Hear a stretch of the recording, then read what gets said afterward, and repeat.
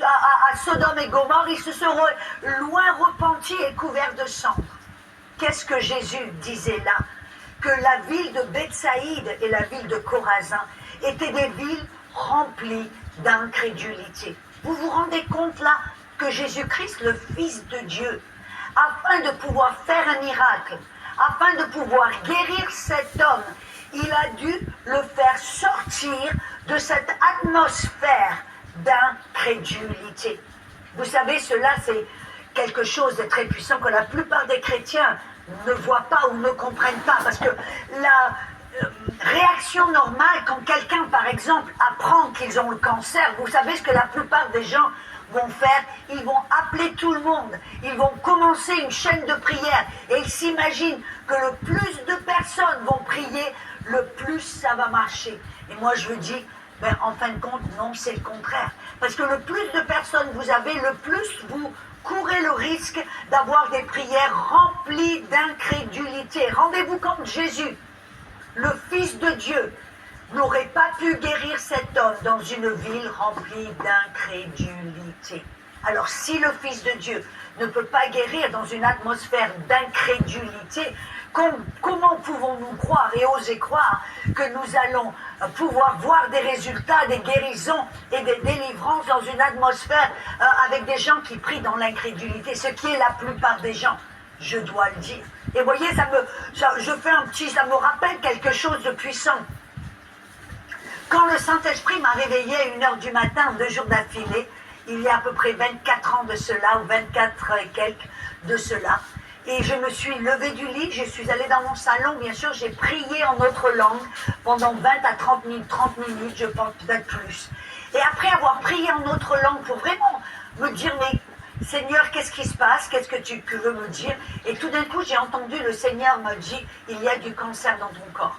Il est vrai que j'avais commencé à souffrir, j'avais des symptômes qui se développaient dans mon corps, des symptômes très très forts, que ce soit là près de ma hanche et dans le bas de ma colonne vertébrale. Et moi, bien sûr, je ne m'étais pas fait de soucis, je me suis dit, oh mais c'est rien, j'ai tiré des muscles, je ne sais pas. Mon mari m'a dit, non Audrey, je voudrais que tu ailles prendre un rendez-vous chez le docteur. Mais là, ce qui est important, c'est que le Saint-Esprit, non seulement m'a donné sa stratégie divine, il m'a, révélé qu'il y avait du danger et un problème. 2, il m'a donné la stratégie divine pour m'emmener vers la victoire. Mais il m'a donné des instructions précises, des instructions que je ne comprenais pas à l'époque. Je ne comprenais pas du tout pourquoi il me disait de faire cela. C'était pour moi contre-productif de ce que la norme, que tu as du cancer. Sauf à 5 personnes qui croient comme toi. Et alors, en vérité, je vous le dis, là, tout d'un coup, j'ai oublié, j'ai dit ok, j'ai téléphoné à 5, mon mari était une des 5 personnes, à 4 autres personnes qui, je savais, étaient des personnes de foi. Et je leur ai dit, ne priez pas pour moi, je sais que j'ai reçu la guérison déjà, mais réjouissez-vous, rendez grâce au Seigneur que je suis déjà guéri. Amen.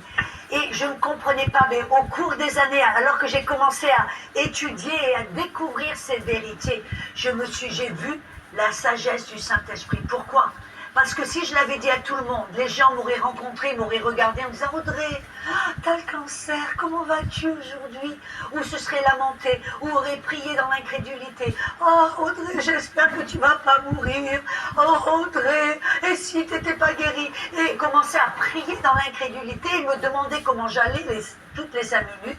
Et j'aurais peut-être dans un moment de faiblesse, tout comme Pierre dans un moment de faiblesse a dénié Jésus, dans un moment de faiblesse, j'aurais simplement pu dire « Oh ben oui, je me sens pas bien aujourd'hui, je sais pas ce qui se passe dans mon corps. » Vous voyez, j'aurais pu parler, car il y a la vie et la mort dans la langue, les paroles que nous prononçons. J'aurais pu annuler ma foi. Vous voyez, c'est pour cela que Dieu a lié la langue de Zacharie quand l'ange Gabriel lui est apparu dans le temple et qu'il ne croyait pas que Dieu est un Dieu de miracle, que Dieu pouvait rendre sa femme enceinte. Il n'a pas cru et Dieu a dit, l'ange a dit, je vais devoir te fermer la bouche afin de ne pas arrêter le miracle que Dieu a prévu. C'était l'amour de Dieu en fin de compte, la miséricorde de Dieu. Donc nous voyons là que l'incrédulité, ce n'est pas un manque de foi ou une petite foi, c'est une force négative qui va attaquer votre foi pour l'annuler, même en faire en sorte que vous vous détourniez, amen, même de Dieu. Ah, mais il y a quelque chose de puissant.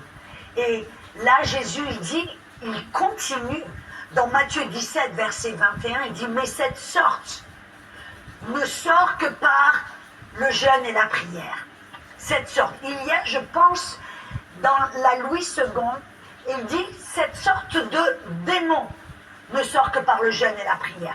Moi, j'aime bien, dans ma Bible en anglais, la New King James, les traducteurs, ceux qui ont traduit les textes originaux pour les mettre en français ou en anglais courant, pour la King James, ont eu l'intégrité quand ils rajoutaient des paroles qu'ils pensaient être nécessaires ou des paroles qu'ils rajoutaient selon leur bonne... Et dans la King James, quand un mot a été rajouté qui n'est pas dans les textes originaux, cette parole est en italique. Bien sûr, vous voyez là où je veux aller. Dans la King James, il dit cette sorte de démon est en italique. Ça nous signale que ce parole de démon n'est pas dans les textes originaux. Là, Jésus dit, non, à cause de votre incrédulité. Mais cette sorte ne sort que par le jeûne et la prière. Pourrais-je vous suggérer que là, Jésus ne parle pas d'une sorte de démon qui ne va sortir que par le jeûne et la prière? Mais Jésus, là, parce qu'après tout, réfléchissez une petite seconde. Ça voudrait dire qu'il y a une sorte de démon qui est bien plus puissant que le nom de Jésus. Que ce genre de démon, pour sortir, a besoin de votre aide. Amen, il a besoin de vos œuvres. Il a besoin que vous jeûniez, que vous priez, que vous mettiez de la pression sur les démons. Non, ce n'est pas ce que Jésus dit. Parce que Jésus, dans Luc 9, verset 1, il a dit, je vous donne toute autorité sur toute la puissance du diable. Et rien ne vous nuit rien. Point à la ligne. Amen. Là, Jésus ne voulait pas dire qu'il y avait un démon qui était plus puissant que le nom de Jésus, mais il voulait dire qu'il y avait une sorte d'incrédulité qui a empêché les disciples de chasser ce démon, de guérir ce petit garçon. Alors, dans l'épisode suivant, nous allons découvrir quelle sorte d'incrédulité, quelles sont les différentes sortes d'incrédulité, parce que c'est ce que Jésus dit, cette sorte, il y a une sorte qui vous a empêché de guérir le garçon, ça veut dire qu'il y en a plusieurs sortes. Alors, nous allons découvrir dans l'épisode prochain quelles sont ces sortes d'incrédulité qui peuvent vous empêcher d'être guéri ou de voir la manifestation de votre guérison ou de votre autorité. Amen. On se retrouve bientôt. À tout de suite.